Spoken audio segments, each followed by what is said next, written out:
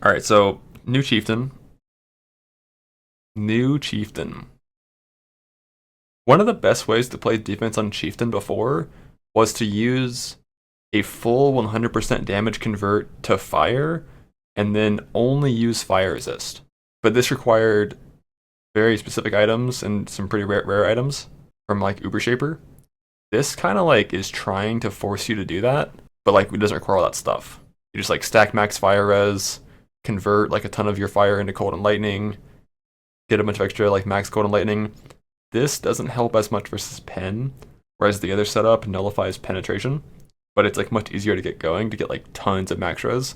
It should be very easy to be 90 max res on this ascendancy, but that's two full ascendancy nodes just for defense, which is cowardly. 5% explode, 500% life is fire. I feel like there might be some stuff here with like prolif or like barracks like respite, but 5% is so low that for like a non-ignite setup, I can't see it being like too impactful. But with ignite, do some OP stuff here. 10% damage taken. Buy your totems as life. Totems regenerate. I don't care about this at all. Like in the slightest. Like I will never expect those ever. The totem taunt nearby enemies when summoned, that's a totem mastery unless they got deleted. I don't think we care about that at all. That part's kind of cool. Non-unique jewels cause increases in reductions to other damage types in a large radius to be transformed to fire.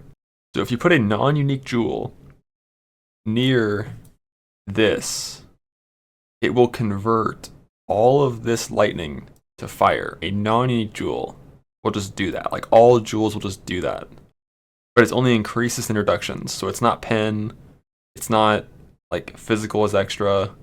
It shouldn't even be like cold dot multi into fire dot multi.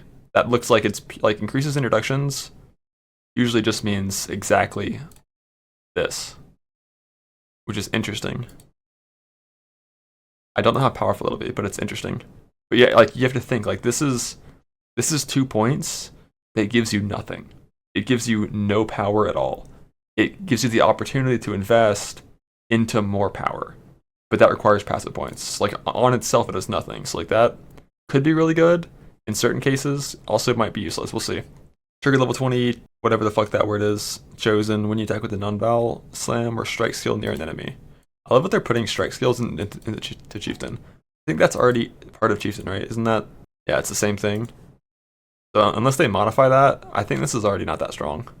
This 7-link, just built-in 7-link, that's pretty powerful. Yeah, it's strike skills too. Ancestral Call and Vista 4. But there's a cooldown on this, I'm pretty sure. Nearby enemies have no fire res against dot. The way you scale dot damage in this game is with dual curse, exposure, and just like all kinds of like minus resist penalties to get it way into the negative. Often with like Eye of Malice, so it's like negative 150 res. This makes it 0. So like this goes from 50 to 0, but like typically good dot builds, you're already gonna be making them go from 50 to like negative 100. But I don't like this. I'm trying to figure out like where the offensive power comes from. So let's say you're loading up slams. You get a 7-link, which is for all intents, whenever you're adding an extra link, you're getting the worst link. You're not getting another melee fizz. You're getting the 7th best link, which typically is about 24% more damage at the cost of a higher mana cost. So this is a decent node. It's decent. It's solid. This, I'm not sure about this little chosen thing. I haven't ever played with it myself, but when I've seen it, it doesn't seem too strong. Maybe it's good. If this is good, then at the very least, you're going to have 2 good offensive points and like 2 good defensive points to let you stack some max res. But it's like, I don't know. I still feel like if I'm loading up slams, I'm playing Zerker. The problem is Berserker gives you like 230% more damage with slams. It's like an astronomical number. Whereas this is like 24%. And this thing. And slams don't do enough damage to not play Berserker. So from like a slam POV, I'm really not sure. From like a strike POV, like this, there's nowhere near enough damage nodes here. The only good strike in the game, Bone Shatter, doesn't need this support gem to succeed. So I don't see where the offense comes from, and that's kind of the thing I see right here. I don't see where the offense comes from in a way that's actually like really good. The defense has some really cool options. We'll see where that goes, but I'm not sure about the offense.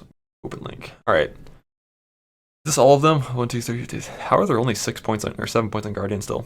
All right. Every 4 seconds. Wow, that's worse than it was before. That's way worse than it was before. The old version was just 80% reduced curse effect, which meant you basically were immune to curses. It was very, very nice. This one doesn't do anything versus map curses at all. This is definitely worse than it was before. This is the same as it was before, I think. Wait, no. Before, one of these numbers was 160%. Armor equal to 25% of reserve mana. Oh, it's reversed. So armor is now mana. Wait, they're both mana.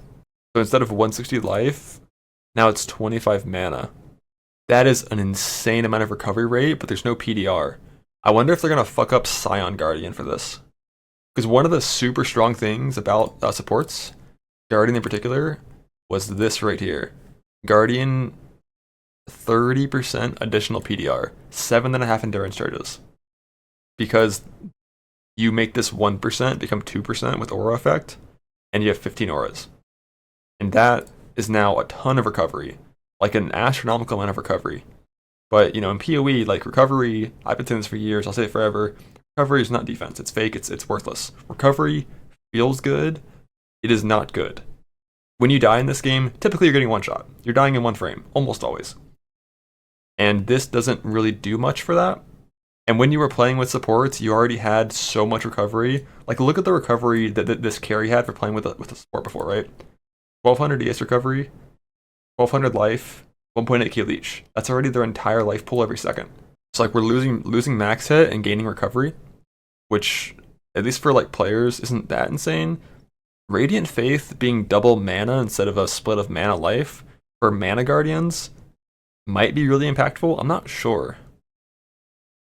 What's this one? Elemental damage with hits dealt by allies between you and linked targets. Between you and linked targets. I wondered, like, does that work on the linked target itself? It has to, right? If it didn't, it'd be so worthless. It has to work on the target itself. Links are super OP.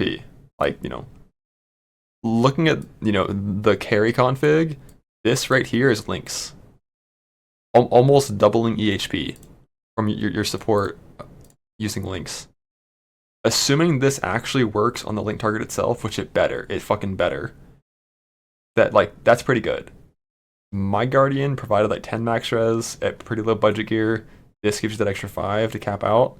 Lucky hit on like Spark, for example, which is what this is. It's a lot of damage.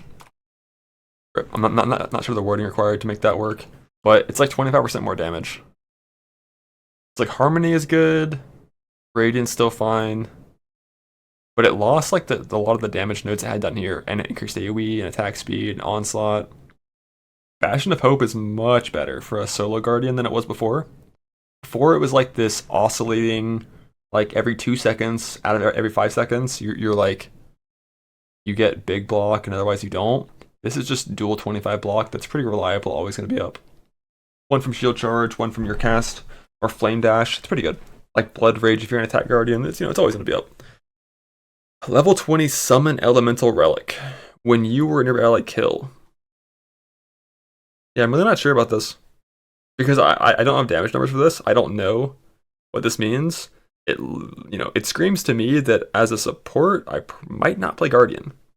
Assuming Scion still has Old Guardian, which it might not, but if Scion still has Auras grant 1% PDR, I'm playing Scion now. Because that is like, that you need that. Like that PDR is massive. For hardcore, that is. Yeah, I'm not sure. I feel like this Guardian rework is very reliant on the relics, right? Like the Sentinel of Radiance and the relic, this will make or break this rework. It's pretty much entirely based on this. I'm not the biggest fan of either of these so far. Definitely, for the race, we're not going to be playing either of those. Control system they showed off, which is